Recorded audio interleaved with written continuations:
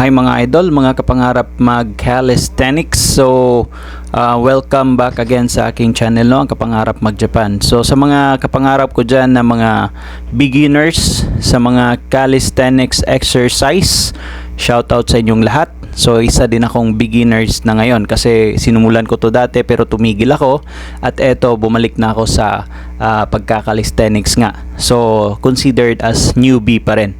So, FYI lang po, no, before ko po ginagawa itong mga progression na ginagawa ko ngayon, meron po akong series of push-ups, different varieties of push-ups, different stretching po na ginagawa. Soon ipapakita ko rin sa inyo para at least ma-share ko rin yung tamang progression ng mga stretching at mga workout, no, yung mga kumbaga warm up na exercise, no. Kasi eto may critics tayo ngayon at shout out din pala sa isang critics natin ngayon. Nagpapasalamat talaga ako sa iyo, Sir Josh Lim 8793. So sa pagpuna ng aking first calisthenics video, no, na in-upload ko sa YouTube. So sabi mo dito na mali-mali yung aking mga tinuturo. FYI po sir, I have my own learning and I have my own progression po. Kasi nga again, bumabalik ako sa calisthenics world. Dati na po ako nagka-calisthenics tapos bumabalik ako ngayon. So kung mali po sa inyong pananaw, I really appreciate po sa pag critics mo sa aking o pag criticize mo sa aking video. I take it as a constructive criticism. But yung nasilip ko po yung channel nyo po, yung YouTube channel nyo, napansin ko po na parang mobile game yata yung nandun. So kung mali man yung nakita mo sir, so meaning may idea ka siguro kung ano yung calisthenics workout. Tama? Kung meron man sir, kung meron kang idea on how to do it properly, please gumawa ka ng sarili mong video, sarili mong content, upload mo dyan sa YouTube mo, tapos PM mo ako pag meron na. Kasi bibigyan kita ng subscribers at isa din ako na magsasubscribe sa iyo. I guarantee you that na magsasubscribe ako sa iyo kasi nga gusto ko rin matuto from you. If guarantee na makapagbigay ka sa akin ng step by step tamang process po. At again, thank you so much Sir Josh, kasi nga eto nagkakaroon din ako ng ng idea, no, na ipakita yung pinaka stretching or pinaka simula. Eto kasi yung mga pinakita ko ngayon, progression na kasi ito na papunta na doon sa plunge push up kasi yun ang pinaka goal ko, yung plunge push up. At a big shout out also to Shiva Swami who appreciated my first calisthenics video. A big shout out to you brother, and thank you so much for your recommendation that I'm going to make more calisthenics video compilation. Yes, I will try my very best to create more content about calisthenics, and rest assured also that by the next time if I'll do so, I'm going to also include all the basic stretching and also a warm-up progression so that we can avoid these kind of critics, because we have a critics here who corrected us that those we thought here on YouTube are totally wrong. So I don't know as to where or which part of the video is totally wrong.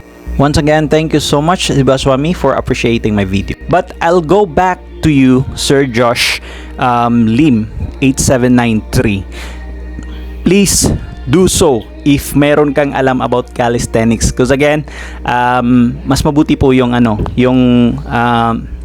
para bang kung mag-comment tayo na mali yung yung mga step by step process ng iba, sana naman may maipakita ka naman na proof kung ano yung tama, para at least again once maipakita mo yun sir, I will challenge you to make your own video, your progression. Ipapalo ko po kung ano yung mga progression na ituturo nyo, step by step process po, at bibigyan kita ng subscriber bibigyan kita ng subscriber at ako din mismo magpa-follow ako sa'yo.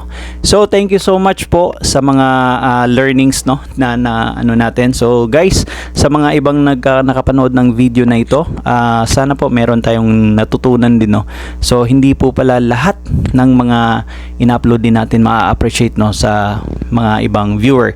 But again, I take it as a constructive criticism.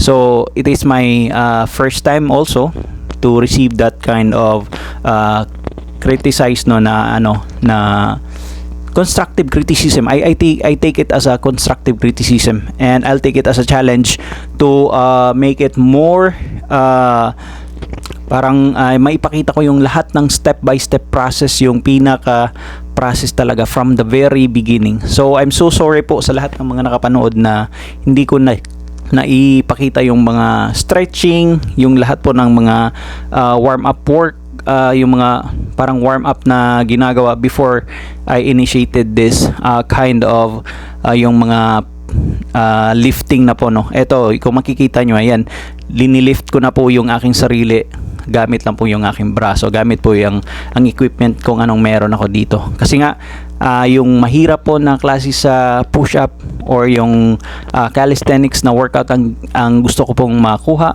is yung plunge push up.